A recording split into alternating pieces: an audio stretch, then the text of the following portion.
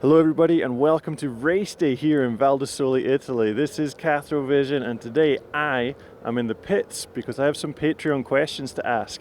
What's Patreon, you might be thinking? Well, it's a website where viewers can donate a bit of money which helps make this video possible. Pretty much the donations from those kind benefactors is what helps me actually make a living and I'm able to do these videos. So I am massively thankful, not generous, that they have helped to make this possible, and all these lovely people here, I mean, look at them all. These guys are a bunch of heroes. Through donating money, some of them can submit questions, so I'm going to go and ask them now. Come in, come in. No, I'm just joking. No, come in, yay! I'm here with, what's your name? Matteo. So let's do the standard question everyone asks. Who's going to win this weekend? I am a Bruni fan. I picked Brosnan on pink bike. Oh. I think Pierron might do it. I'm thinking maybe Laurie Greenland. Yes, but he might die trying to descend because that's his style. So I think it might happen. We'll see. He's going to hold it together. Yeah. Go. I think he can do it. Yesterday, I don't know if everyone noticed, but I think it rained a little bit. How was your run in the rain? It was pretty horrible. Yeah, I crashed a few times. Okay, so Nick BOSSHARD is wondering, when the weather changes so drastically like that, what do you feel is like the most important change you would make on your bike for those conditions, whether it's suspension, tires, pressures, or anything? Yeah, I'd say tires. Yeah. But like yesterday, for example, it changed so quick we didn't have time. Or at least like we talked about it and it was like just barely spitting when we talked about changing tires, and we were like, oh no, like in the trees it will be fine. Yeah. But then 5 minutes before my run, it just absolutely poured. So like, yeah, it would have been a stress to try and change tires then. So we just went with the dry tires. But I'd say that's like the first thing you change. Other than that, it's like, yeah, there's nothing you can do really. Just, yeah. Cheers, man, and good luck for racing. Yeah, thank you. Kathy, nice. How are you? You good? Very good, thank you, Ben. Good to see you. Okay. So David Staley's wondering, do you think downhill's more F1 approach of big teams and support with massive infrastructure is limiting the sport from being a global series in terms of venues? Well, first off, I'll speak to the perception that David may have that it's F1 and big rigs. So I think that's an interesting perspective because that must say that we're having a really nice look at the World Cups. That speaks to saying that we must be looking more professional if that perception is there. Yeah. So David, if you think we look like F1, that's really awesome. But I think to your question, if you're asking is the size might limit venues because of maybe size of ability. Yeah, so at Fort William, you have limited spacing and where even places like Val di Sole can put us. For our team, I can speak to is the size and the setup that we have has really to do with the practicality of transferring legally the amount of weight of the products we have. Okay. Also the driver's licenses and the limitations we had with the van and trailer. So we have arrived at this setup for a lot of very legal purposes, if that makes any sense. We went through all the approaches from smallest cost-effective to everything, and this is what we ended up with to be the most legal, cost-effective situation. So yes, as the trucks get bigger, it can limit putting this infrastructure into say smaller venues, but this is the price we pay to be legal and safe. Well, thank you very much. Cheers. You're welcome. We're on frame. But you will be closer to the camera, then I will look smaller and smaller. I'm too tall. I'm too short. So Laurent, one of the guys that watches my videos is kind of wondering why the races don't go to more kind of countries and venues around the world. I think it's more about the culture, the mountain bike culture, and I think we have now strong culture in this country. Yeah. Then it means that we have to deliver a great show, and the riders, they deliver a super good sport show, and we as a team and with the brand, we have to support that. And then in Europe especially, it's super easy. Yeah. Everybody has got a great setup, and the public is pretty reactive. Then you provide them a good show and they enjoy it. Yeah. Then they help the show to grow the show, and they help also us to promote it and also to sell it better to the partners. And if there were races, say, I don't know, like in Asia or in don't know, more races like down south, like of the equator, would you be interested? Would the guys be interested in doing more of them? For sure, yeah. We have to promote the mountain bike, and we are racing the World Cup.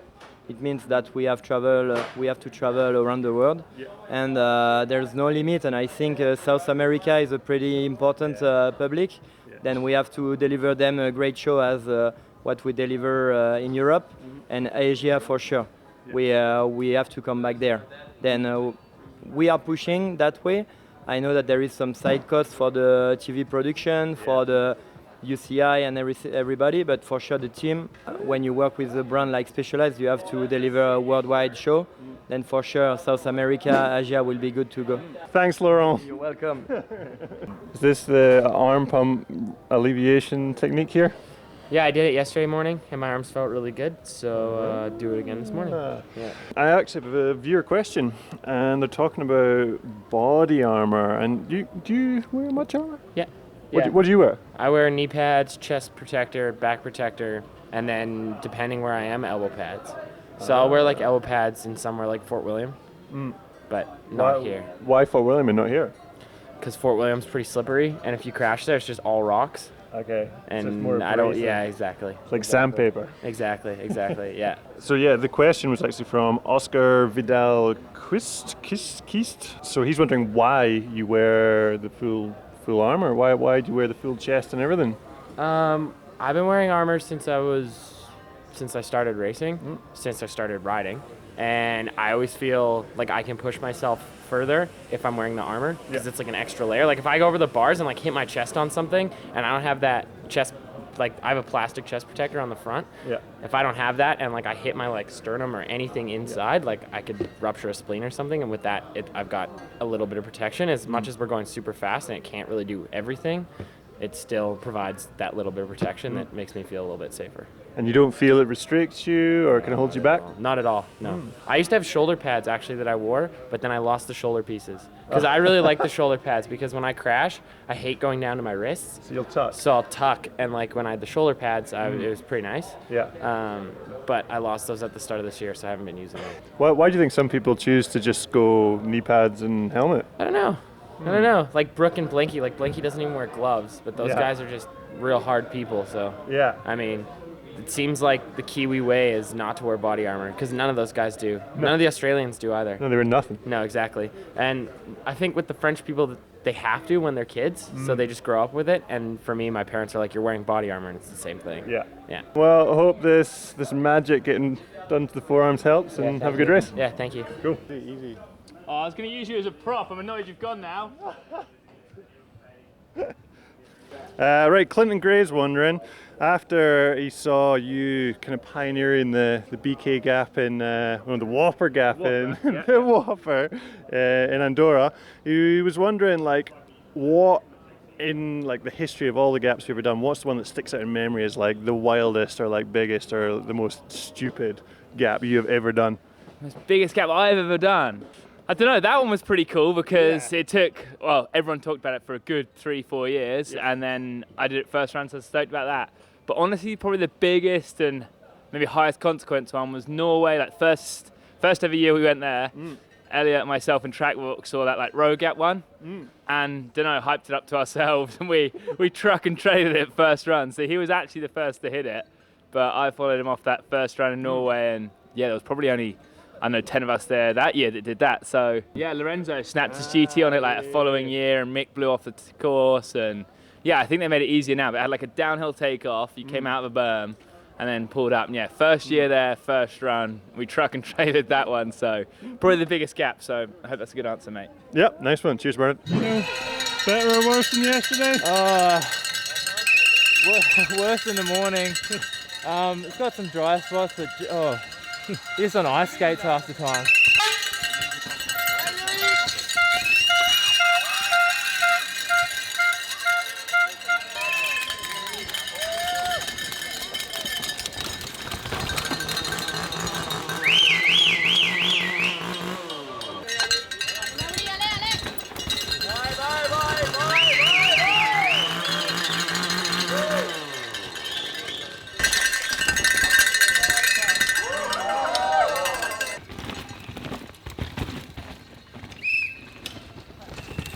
Yeah.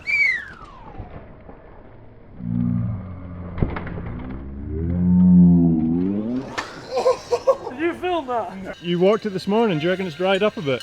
Yeah, definitely from this morning. I've still got wet screens on, but they're actually really good. Oh yeah. Yeah, obviously cut a big bit off them, but yeah, they were hooking in that where it's nice and soft dirt still. But obviously it's going to dry up a lot, so... You're just hunting for the soft stuff? Bro, yeah, just hunting for anything but roots and rocks, which is hard here.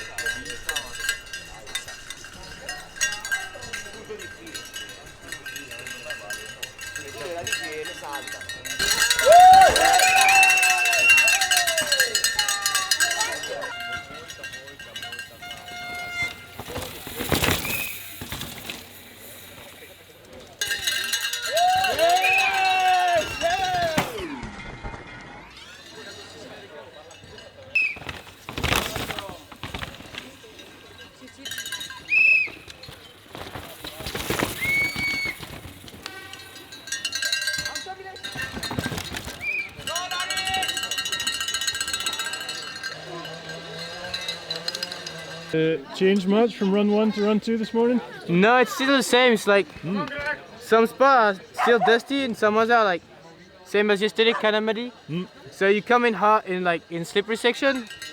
So if you don't crash, it's pretty funny. Otherwise, it's tough. But as this man is the... I heard he says some parts still dusty, but... You've not seen it. Whoa!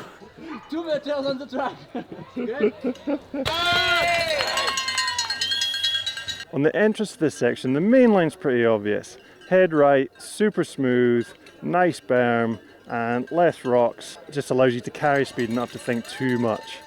But it is a long way around. The much shorter line is down the left-hand side through the rocks, and there's quite a few different ways you can tackle it. Some are going in over the little rock on the left. Some are going in between those rocks, some are going in over the big booter rock on the right. I'm not really sure what's best here, it's more personal preference. There's 2 main ways to finish the high line. You can thread it between the rocks, which are really hard to get the balance just right. You have to slot through them and then lean in to commit to the turn. Or you can go high above them, leaving yourself a tighter turn, but you're able to control your balance much better.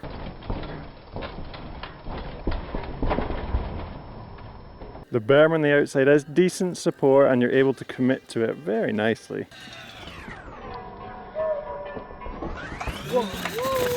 The bit that's tricky in terms of commitment is the final bit of this section. There's a slight left-hand turn and then a carpet of roots that are quite rough with a catch berm at the end. The catch berm's solid, it'll hold you no problem. The line that looks cool is when riders turn sharp before the roots and gap all the way over to the inside. It's a big gap, but it straightens it out and you get a nice speed boost off the backside. I feel the deciding factor for all of this is going to be how much speed you can carry into this next section, because it goes flat and it even goes uphill at the end.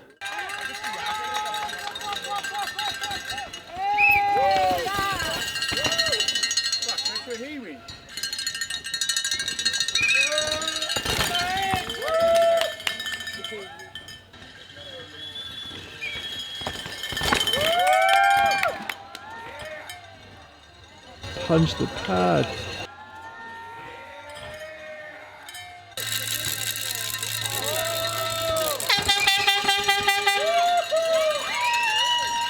So, does the shorter inside save you enough time that the slightly less exit speed is not going to matter? We better ghost it and find out. I picked out the 3 fastest from the inside and outside to compare. First we have Remy Therion on the outside and Troy Brosnan on the inside. Troy dives to the inside while Remy swings it wide, and the inside is way shorter, so Brosnan is already 0.6 in front at the turn. Remy carries more speed out and catches up, but not enough, and finishes 0.36 back. He was catching him though, so maybe by the end of the straight he would have caught and passed him. Next up we have Jack Moir on the inside and third place finisher Loris Vergier on the outside. This example starts out exactly the same, both on their respective lines, and at the join the inside is winning by 0.57. But Laura should now catch up to Jack, and he lost more time. 0.6 behind at the finish. Well, let's do another one. Race winner Laurie Greenland absolutely beasted this section.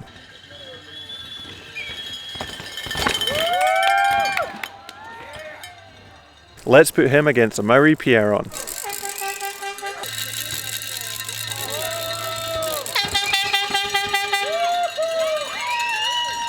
They both split up and then rejoin again at the turn, with Laurie only 0.4 back at this point. Laurie comes motoring through now and finishes 0.22 back. So Laurie was catching him as well. I'm going to have to say inconclusive on this one. I was kind of hoping the outside would be faster, so there was no doubt, but well, still really interesting.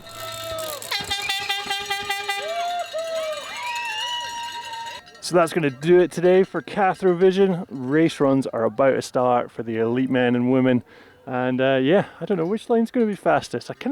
I feel like the wide line's going to be quicker here. Like, it looks like it carries more speed out of it, but I mean, you've just watched the video, so you know if I was right or not. Maybe I edited it to make it look like the wide was faster. And once again, thank you very much to all the patrons that made this video possible. If you're wanting to help out, donate a little bit of money towards me making these videos, there's a link for that down in the description. And yeah, I'll see you in Lenzerheide next week. Traveling there tomorrow, so I better get up. I'm going to walk up the hill and get the gondola down. My knees are shot from walking down the hill. I'm too old now. Get old! Ooh, is this first race? First rider? Nope, sweeper. He's in the white line, he knows what's up. Cool, I'll see you in Lenzerheide. Catch you then.